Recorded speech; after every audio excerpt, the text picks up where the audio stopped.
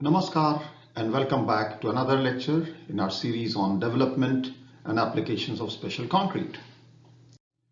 In the last class, we had talked about curing, its importance, methods, and the principle.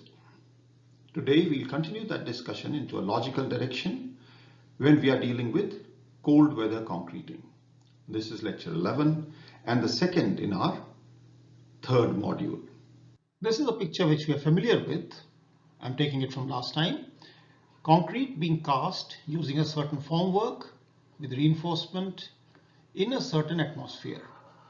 Now that is the crux of our discussion today, cold weather. So the atmosphere is such that there is cold weather conditions, whatever that means.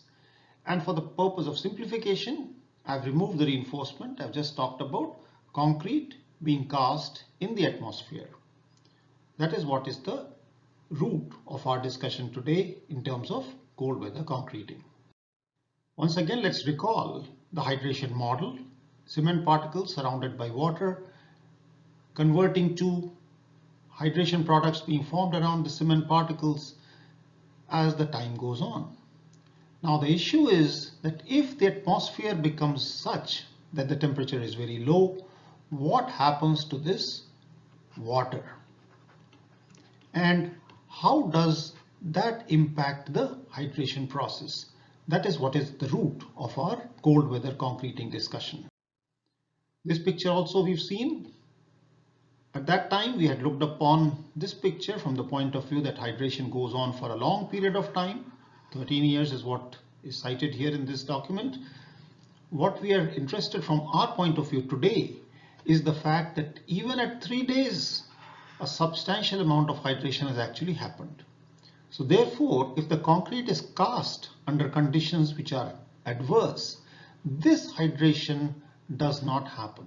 And hydration is not something that is added or subtracted at will. You cannot say that I'm not going to have hydration in the beginning, let the hydration happen after a certain amount of time and it will follow your whims and fancies. No, that doesn't happen. So we have to keep this part of the discussion in mind, that cement has different components. All of them undergo a substantial amount of hydration early as far as the age is concerned. Early means within 1 day, 3 days. And if the conditions during the first few days or the first few hours are adverse, that has long-term implications. And that is what we are trying to study today.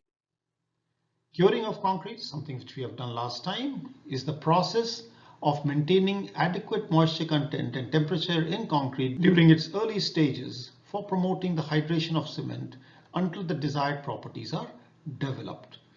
So the objective of curing is prevention of moisture loss from the concrete, not because of strength development alone, but also from the point of view of reducing plastic shrinkage and long-term permeability. So what we are interested to do, we've discussed this extensively when we talked about the curing discussion last time. Something happening at the surface, something happening in the middle of concrete here, they are quite different.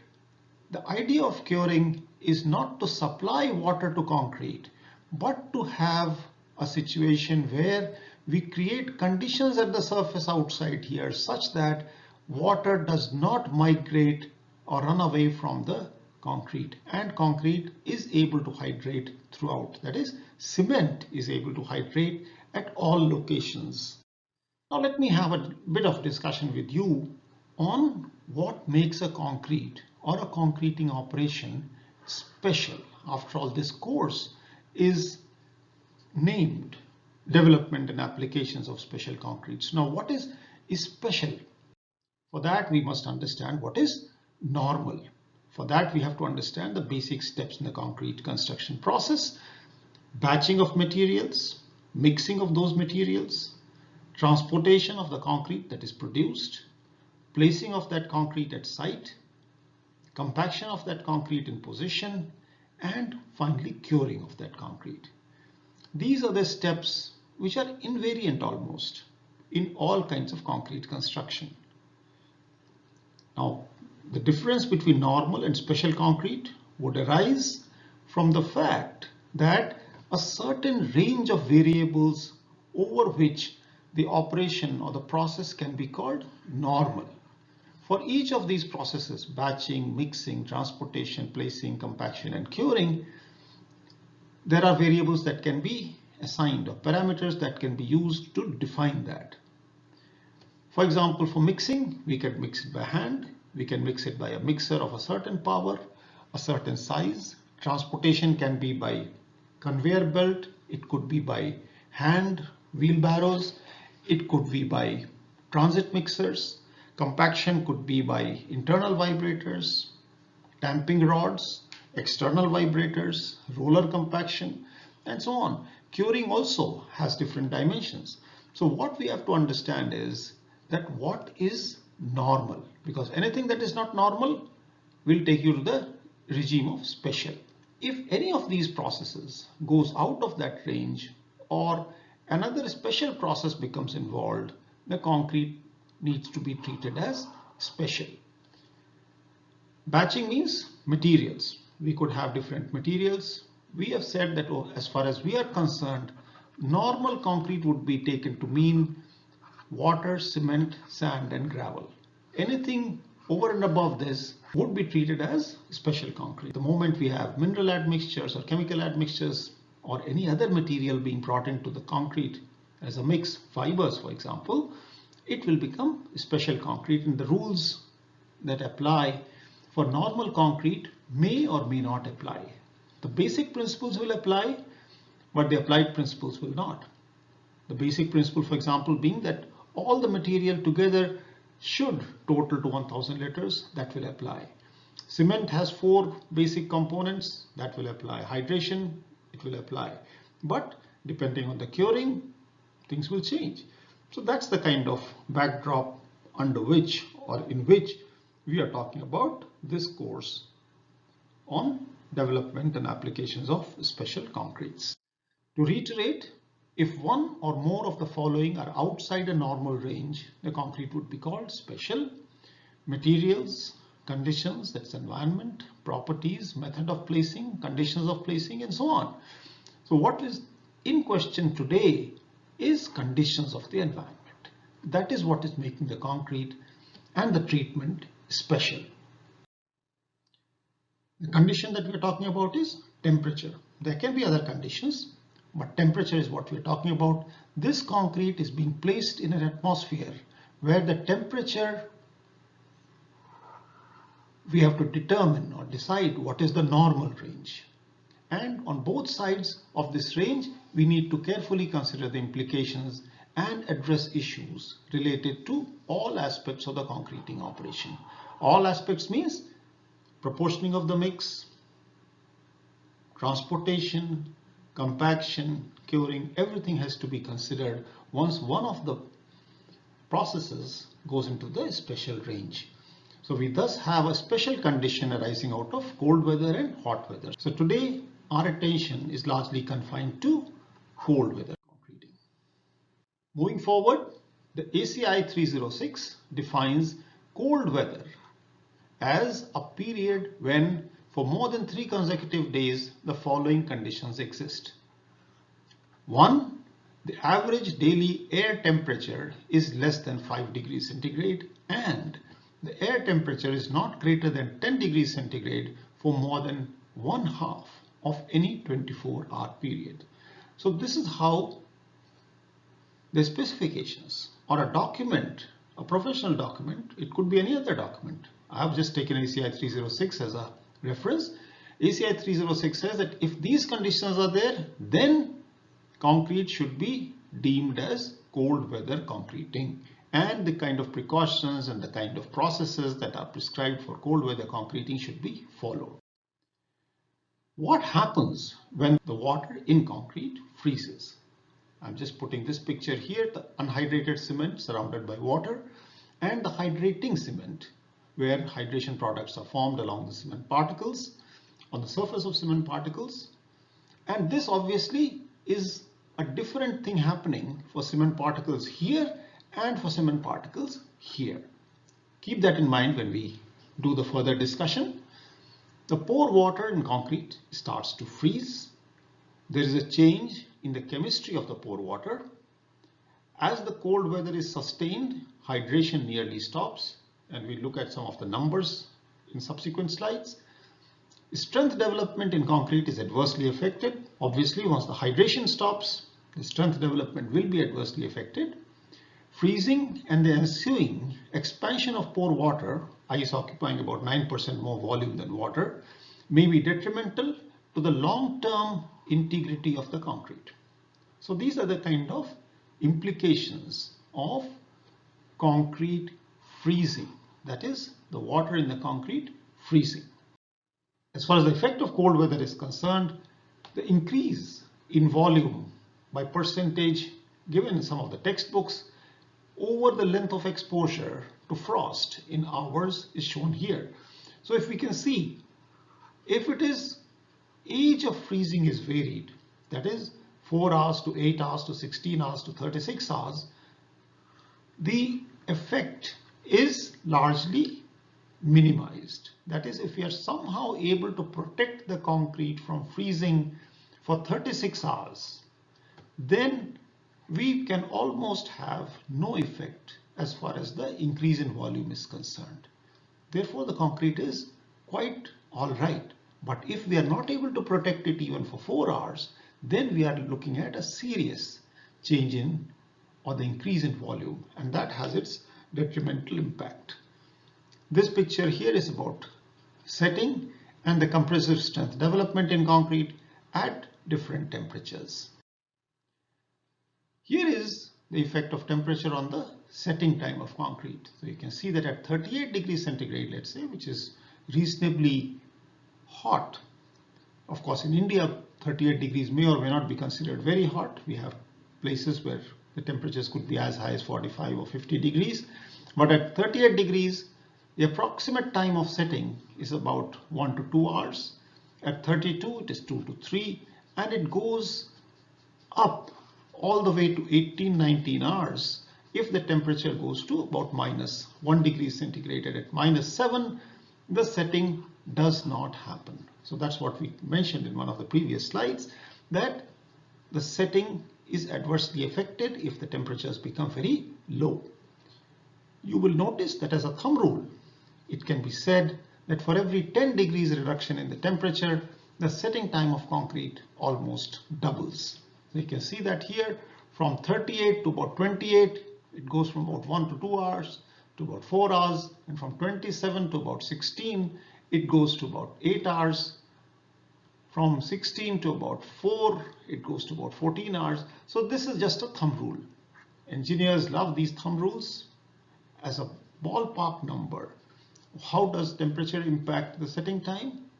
We have some numbers for 27 degrees, 30 degrees, whatever it is, and we know that if the temperature is different, lower by 10 degrees, that setting time value will be doubled. This picture here shows the damage to concrete due to freezing at early ages, and here the player in the game is degree of saturation. So degree of saturation, if it's very high, the resistance to frost is pretty much non-existent. But if the degree of saturation is low, we can get a reasonable resistance to frost. Now, what are the concerns in cold weather concreting? If we reiterate, prevent damage to concrete due to freezing at early ages. Ensure that concrete develops the required strength for safe removal of formwork. Maintain curing conditions that faster than normal strength development happens without using excessive heat. Limit the rapid temperature changes in the concrete to prevent thermal cracking, and provide protection to the concrete in a manner and extent that its performance over the intended service life of the structure is not adversely affected. So these are some of the concerns that we need to keep in mind very clearly and quantitatively if we want to do good quality cold weather concrete. Continuing the concerns, as a thumb rule, we've already seen for 10 degrees reduction, the setting time of concrete almost doubles. Thus, the duration over which the concrete is vulnerable to damage due to freezing increases as the temperature goes down. It should be remembered that when warm concrete is placed on the cold subgrade, it will lose heat and its temperature will drop. So one of the methods that we need to use or be careful about is what is the temperature of the subgrade. What is the temperature of the surface at which this concrete is being cast? That is, if this part here is very cold, then we pour concrete on this, a lot of heat will be lost and the temperature of this concrete will be lowered. That's what we're talking about in this point here.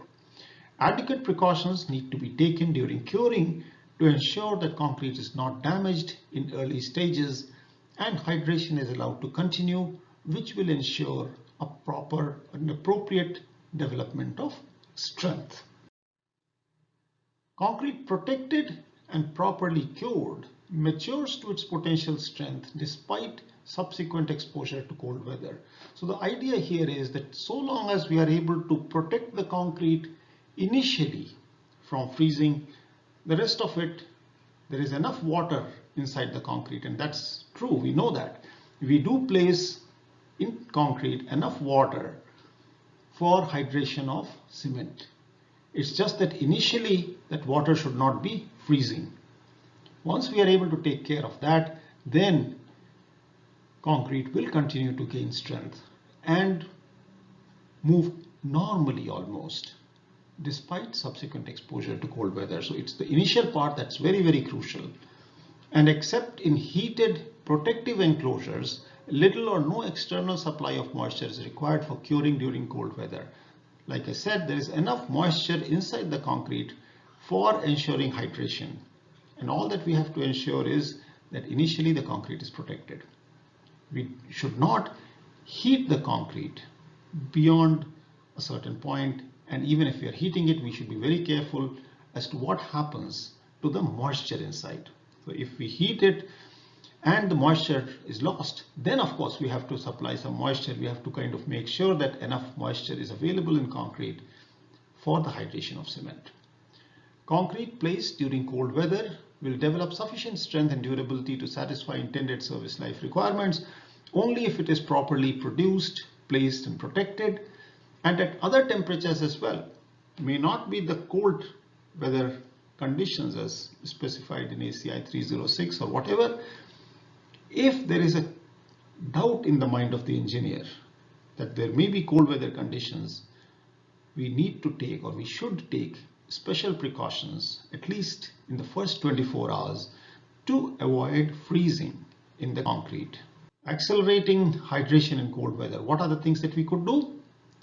Reduction in setting time and the acceleration of strength gain often result in substantial savings due to shorter protection periods, faster form reuse, earlier removal of shores, and less labor in finishing flat work.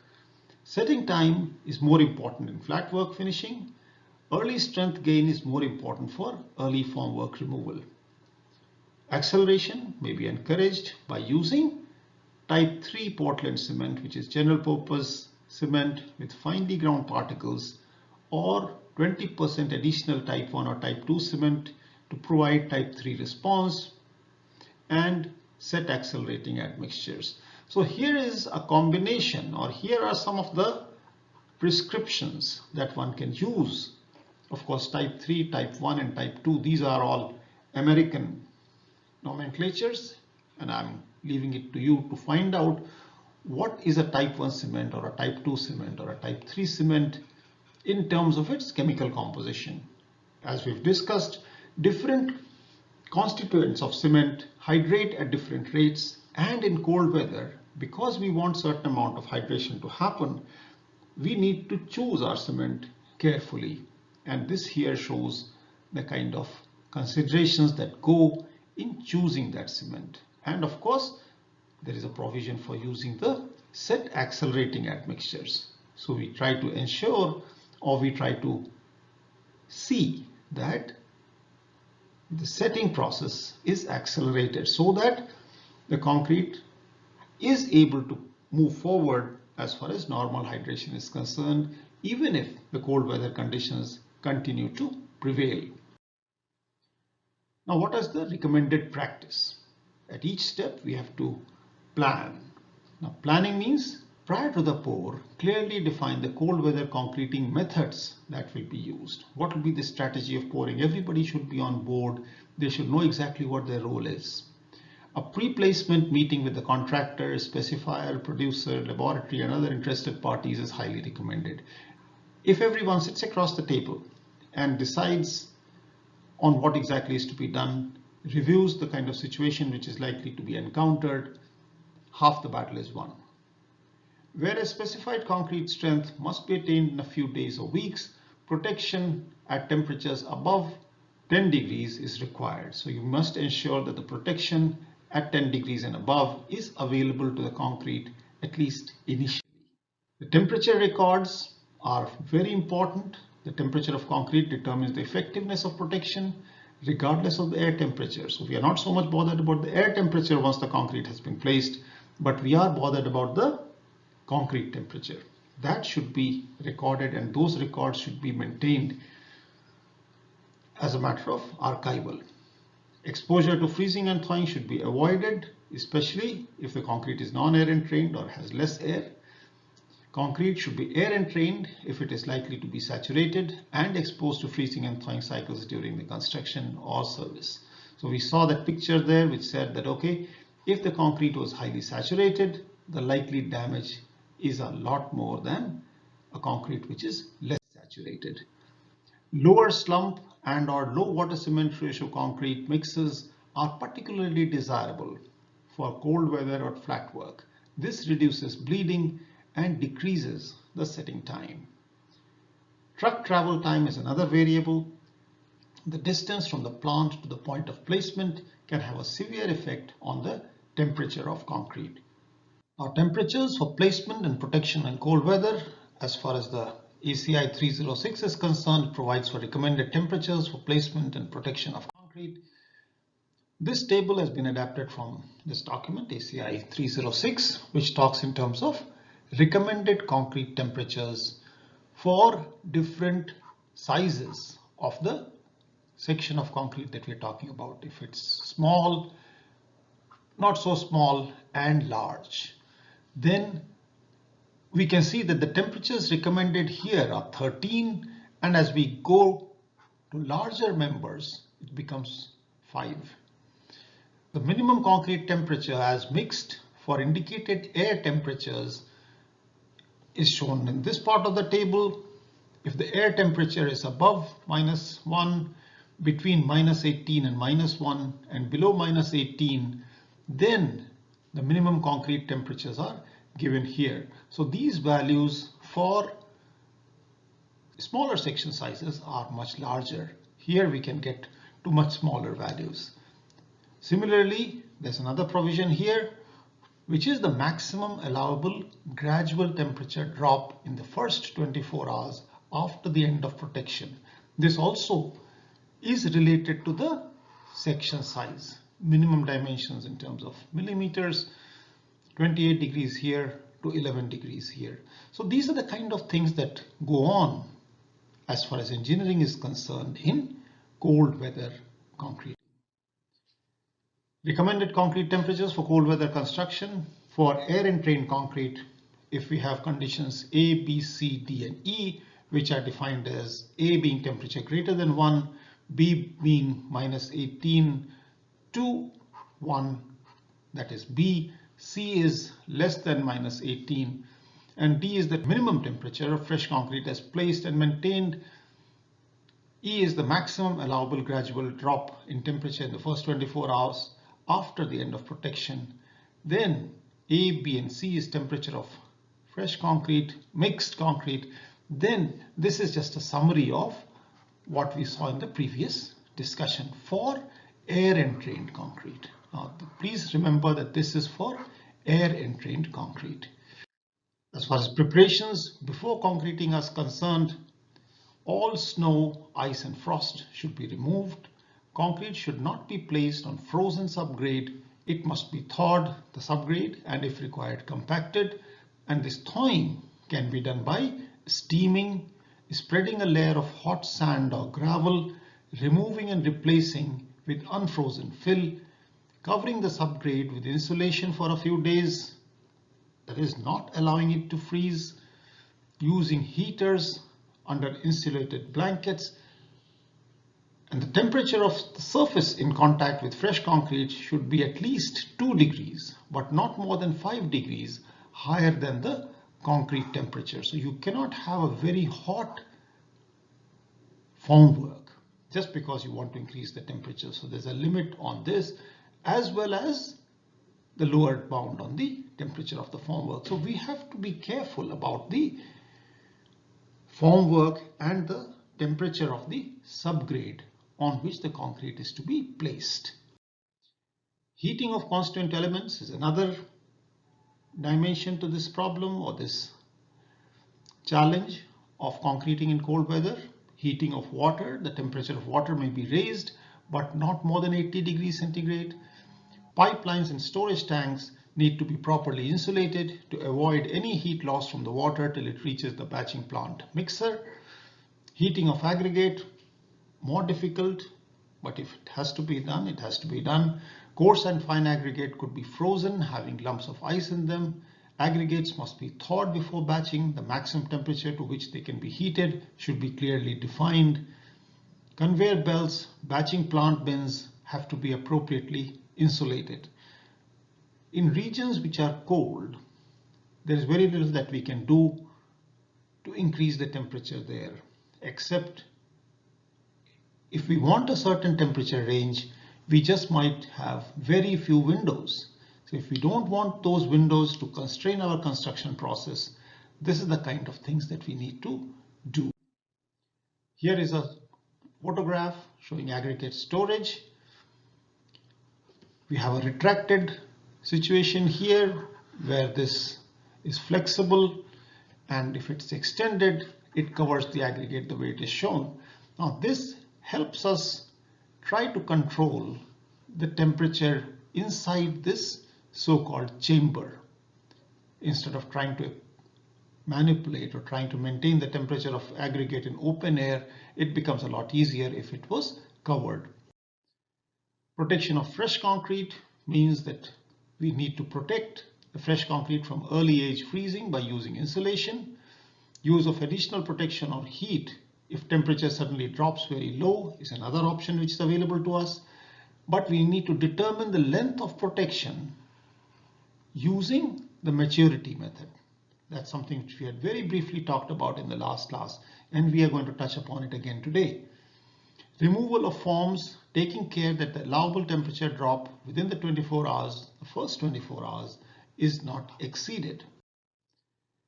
As long as forms are in place, the concrete adjacent to the forms retains some moisture.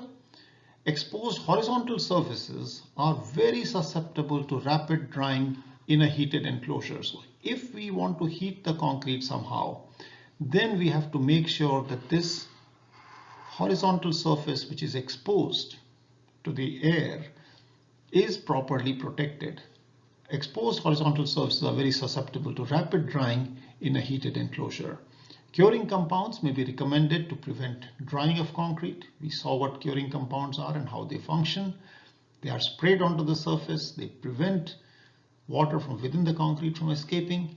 That's what's curing compounds. So we need to actively consider the possibility of using curing compounds in cold weather concreting simply to protect the concrete. Steam curing and water curing may be done, but should be stopped well in advance of the protection period, such as the treatment, because such treatment make the concrete nearly saturated, and if the protection is withdrawn, the likelihood of freezing increases. So one has to be very careful, and each of these operations has to be very, very carefully planned.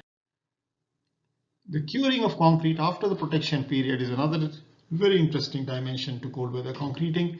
The extent of drying in concrete depends on the temperature of concrete and the ambient air, wind speed, and relative humidity. So here we can see air temperature here, concrete temperature here, and the wind speeds here. How to use this chart is very clearly given here. Enter the chart with the air temperature You have an air temperature here, you move up, enter the air temperature, move up vertically to the relative humidity that you're talking about. So these are humidity values, 100%, 90%, 80%, and so on. So you come to a humidity value, turn right to the concrete temperature. So this is how we are moving right towards the concrete temperature. Come to this value, move down vertically to the wind velocity value that you're talking about, and move left to read the approximate rate of evaporation. So this is how we need to evaluate quantitatively the rate of evaporation of water from the surface as a function of the air temperature, the relative humidity, the concrete temperature, and the wind velocity. So charts such as this are an extremely important part of the arsenal of a concrete engineer trying to work under special conditions. Limiting the evaporation rate higher than rate of 1 kg per square meter per hour, we need to have protective measures. Using curing compounds or an impervious cover, these are options available to you. And water may normally be used if no further freezing is expected. Cold weather conditions do not prevail till the curing period is over. So that's how we look at the issue of curing of concrete, or the curing period after the protection of concrete. As far as recommendations for cold weather concreting is concerned, again, the source is ACI 306. Ambient temperature above 5 degrees centigrade considered normal. No heating is required for the material. Placement temperature should be a maximum of 12 degrees. No insulation required. Curing during protection not required. Time of protection not required. Curing after protection, normal water curing. So this is the situation for normal conditions as far as ACI 306 is concerned. Coming to cold weather, the ambient temperature is between 0 and 5. Heating of water is recommended. Placement temperature minimum 7 degrees. Concrete to be protected from freezing. Insulation, mineral fiber blankets with thermal resistance of a given value. Curing during protection is not required. Time of protection, depending on the temperature, is different. For OPC, 72 hours. For ordinary Portland cement, 72 hours at 5 degrees, 46 hours for 10 degrees, 3.5 MPa the strength. Can be reduced by 25% by using accelerators. Curing after protection, no curing if the rate of evaporation is less than this value, and if it's more, apply curing compound. Water can be used if no further freezing is expected. So this is how it's a prescriptive discussion, that if this happens, please do this. So this is a very engineering way of looking at the problem. Now, continuing the cold weather discussion, if the temperature becomes sub-zero, the previous was 0 to 5. Here we go into the situation where not only the water, but also the aggregate may have to be heated. Placement temperature is a minimum of 7 degrees. Insulation with mineral fiber blankets. Curing during protection is not required. Time of protection is given to you in this document already. Curing after protection, again, no curing if the rate of evaporation is less than a kg per square meter per hour. If it's more, apply curing compound. This table here gives you the ACI 306 recommendations for the thickness of insulating blankets having a certain thermal resistance in order to maintain the concrete temperature of 10 degrees for 3 days. What are the variables considered? The cement content per cubic meter of concrete, the thickness of the concrete member, and the ambient temperature, 0, -5 and -10 degrees centigrade. So we can see that the amount of thickness here reduces here 2, reduces here 2, and the amount of reduction is the maximum if we go from -10. That is, if the temperature is higher, higher means lower as a matter of fact. If the temperature is lower, -10, then in a case like this, where the cement content is low, it could be as high as 40 mm, but if the cement content is high, it will be 15, depending on what is the thickness of the concrete. So you can see here, For 175, 3 thicknesses are given. For 250, 3 thicknesses are given. For 300 again, 3 thicknesses are given. So given this thickness, given this cement content, what should be the insulating blanket thickness? This is a recommended value, and that's how recommendations should be used. If we carry out an analysis and are able to convince ourselves and the clients that we do not need these values, we can make do with something else, we are free to do that, provided the discussion or the analysis is sound. In the absence of such analysis, these specifications or this kind of tables or guidelines are an extremely valuable tool as far as construction engineers are concerned. Now, achieving strength in the stipulated time so that a safe formwork removal can be done for any specific early strength requirements that may be there, or for the safe loading of a structure during or after construction, what we need to do is either use higher cement content, use accelerating admixtures, or maintain a higher temperature for increasing the hydration of cement or concrete. The number given here is 60 kgs per cubic meter of extra cement. The type of cement, of course, is another player which will significantly influence our mix proportion or the kind of requirement, whether it should be 60 or something else. Let's revisit the concept of maturity once again. It's the strength gain of concrete as a function of time and temperature.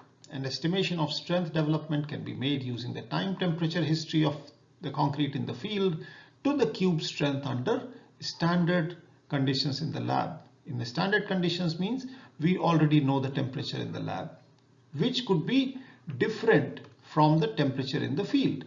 So the time temperature graph that we get in the lab can be related to the time temperature graph from the field, and an effort made to relate the strength that we get through this concept of maturity, which is the sum of T minus T0 times delta T, where the small delta T is the duration of curing period at temperature T in hours, and T is the temperature of concrete, and T0 is the datum temperature taken to be minus 10, and M is the maturity factor, and obviously the unit is degrees hours.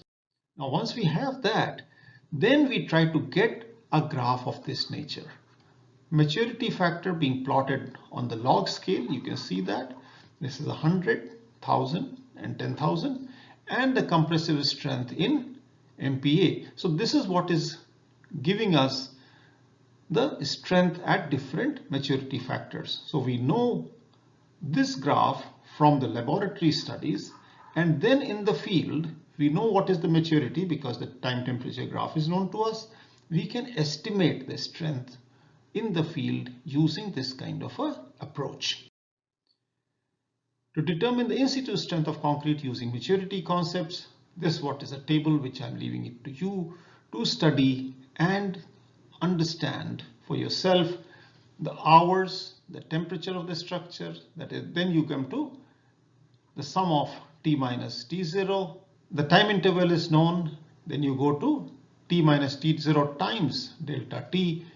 Then you have the summation here, and we have the corresponding compressive strength. So this is just an illustration of how we can estimate the in situ strength using maturity concepts. As far as illustrative examples and photographs are concerned, this is pictures of a curing compound or membrane being used to protect the concrete against freezing. This is an enclosure to protect the concrete or concrete walls using membranes. Concrete foot pedestals being covered with a tarpaulin to retain the heat of hydration. Here we have cast a pedestal and we are trying to cover it using tarpaulins to keep the heat within the concrete and not allowing it to escape. When suitable preparations to build enclosures and insulate equipment have been made, cold weather is no obstruction for normal construction. Those of us who are in the northern part of Canada and other such places, they encounter it all the time and they know exactly how to handle it. In India, We possibly do not have such conditions at many places, except perhaps in some reaches of the Himalayas. Stacks of insulating blankets. This is the kind of blankets that we talked about when we talked about the thickness and so on. These blankets trap heat and moisture in the concrete, providing beneficial curing. Finishing this concrete flat work can proceed because a windbreak has been provided. There is an adequate heat under the slab and the concrete has low slump. So these are some of the applications that we can use in order to carry out our operations as usual under cold weather. This is a tarpaulin heated enclosure, maintains adequate temperature for proper curing and protection during the severe and prolonged winters in cold regions where concreting and construction cannot be held at ransom just because of the temperature variations. Polyethylene plastic sheets admitting daylight are used to fully enclose a building frame, and the temperature inside is maintained at 10 degrees with space heaters. So once we cover open spaces with this kind of polythene sheets or something, then it's so much easier to control the temperature inside, and there the construction work can proceed in the normal manner regardless of the temperature outside. With air temperatures down to -23 degrees centigrade, in this case as shown here, concrete was cast in this insulated column form made with 19 mm high density plywood inside, 25 mm rigid polystyrene in the middle, and 13 mm rough plywood outside. So there is a special formwork which has been developed here to enable the casting of such columns at temperatures as low as -23 degrees centigrade. Here, of course, we see some membranes being spread. Here is the hydronic system for hose laying on earth to defrost the subgrade, and on the right hand side we have warming foams while fresh concrete is being pumped. So these are all technological advances or technological solutions for cold weather concreting. This slide gives the suggested reading and references which you might find useful in following the material which has been presented today. However, this list is by no means exhaustive, and in fact it's for that reason that I've written list incomplete, and you are requested and encouraged to look at the internet, look for more relevant material, and try to understand the subject matter better. As far as something to think about is concerned, try to find an equation to estimate the temperature of fresh concrete on the basis of the temperature of the ingredients and their proportions. Try to find out the proportion of concrete used in some applications of cold weather concrete. Are there some special features that can be built into formwork in cold weather concreting? What kind of formwork may be used? One of them was just mentioned a couple of slides ago. Get more details about the concept of maturity and its relationship with strength development backed by evidence, that is, real data which may be reported in literature. Once again, my acknowledgement to my friends, teachers, and colleagues, students, of course. With that, I come to an end of the discussion today. Thank you all, and I look forward to seeing you the next time when the pendulum will swing the other side and we'll talk about hot weather concreting. Thank you once again.